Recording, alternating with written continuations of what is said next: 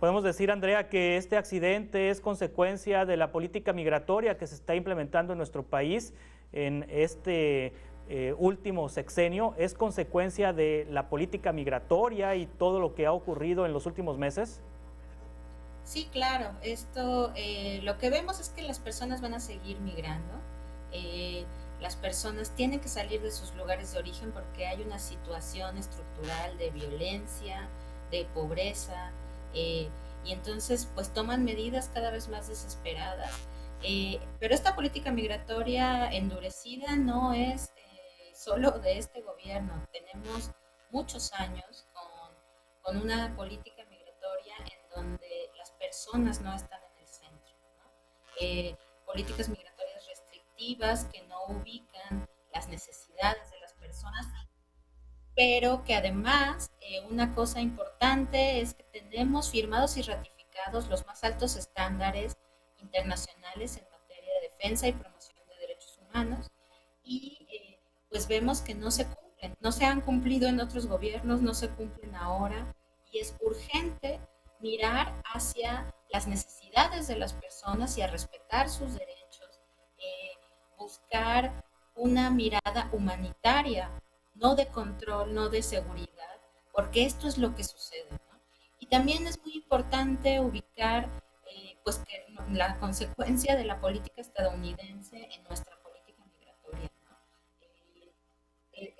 Este endurecimiento otra vez del programa Quédate en México está haciendo las cosas más complicadas. Vamos a tener un montón de gente esperando aquí sus citas y bueno, lo que vimos ahora que es terrible, no había sucedido algo así, es realmente aterrador que sucedan estas cosas, pues demuestra la crisis en la que estamos desde hace muchos años y cambian gobiernos de todos los colores y siguen las cosas igual o peor, ¿no? Y como siempre, pues las organizaciones de la sociedad civil son las que se hacen cargo.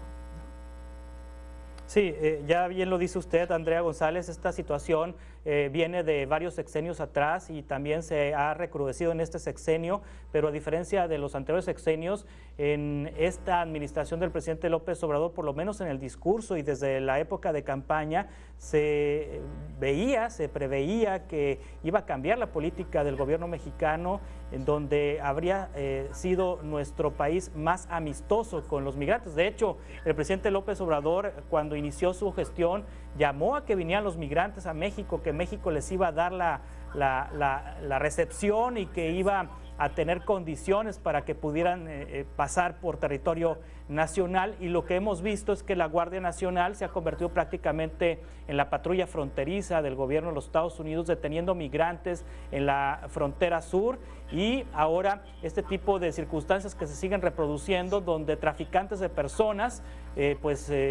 provocan estos lamentables accidentes en donde pues hay testimonios que migrantes centroamericanos pagaron 80,000 pesos para subirse a ese camión para trasladarlos de manera poco correcta o inhumana hacia el estado de Puebla y luego posteriormente para viajar hacia los Estados Unidos. En ese sentido, cuando el presidente López Obrador asevera que le ha solicitado al gobierno estadounidense una política migratoria ordenada, ordenar el tema de la migración.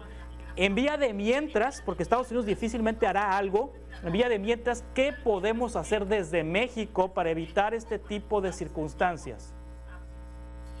Bueno, en primer lugar, ubicar que es un problema estructural que no va a parar y que tenemos acuerdos internacionales que debemos cumplir, ¿no? Diferentes gobiernos han tenido estrategias para parar la migración. En el gobierno anterior tuvimos el Plan Integral Frontera Sur, que justo lo que hizo fue parar la migración desde el sur con retenes militares, con el ejército, pero además dejando en total indefensión a las personas migrantes que se iban por otras rutas, que se iban por rutas más peligrosas, y se dejó que el crimen organizado fuera el que tomara y controlara la ruta migratoria, ¿no?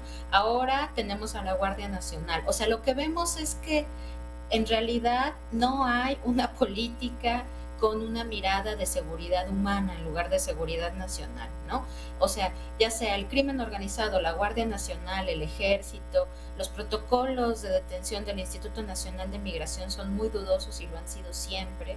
Entonces eso sería lo primero que tendríamos que hacer, ¿no? O sea, vigilar cuáles son nuestra responsabilidad para respetar los más altos estándares en materia de defensa de derechos humanos de personas migrantes, tener protocolos claros y que en el centro de la política migratoria esté la persona.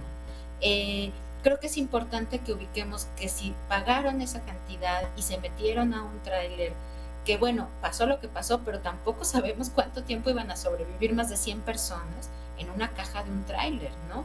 O sea, hemos visto que eso ha sucedido en Estados Unidos también, ¿no? Entonces, pensemos qué tan desesperada tiene que estar la gente para hacer acciones como estas, ¿no? Para que su vida corre riesgo tan grande. O sea, ¿cómo estará su vida en sus lugares de origen, ¿no? Entonces, lo primero creo que es poner en el centro a la persona sus necesidades, ubicar cuáles son las causas estructurales, seguir lo que dicen los más altos estándares internacionales y trabajar de la mano muy cercana y escuchando con mucha atención tanto a la academia como a las organizaciones de la sociedad civil, sobre todo las organizaciones de la sociedad civil que todos los días están trabajando con las personas y que tienen el pulso de lo que está sucediendo. Si no se hace trabajo en colectivo, esto va a seguir y va a seguir y va a seguir sucediendo, porque la migración no va a parar, porque la gente no puede seguir viviendo en sus lugares de origen y efectivamente tenemos que traspasar el discurso, ¿no? Ya no podemos seguir diciendo que todo está bien cuando vemos que cosas así están sucediendo, ¿no? Sí. Tenemos obligaciones, tenemos que respetarlas. Andrea González, integrante del colectivo Ustedes Somos Nosotros, muchas gracias por tomar esta llamada y compartirnos sus puntos de vista. Estamos en contacto para seguir conversando sobre este y otros temas. Hasta pronto. Claro, muchas gracias y mucha solidaridad a las familias de las personas que han perdido la vida y que están hospitalizadas. Desde las y los mexicanos estamos en el corazón con ustedes.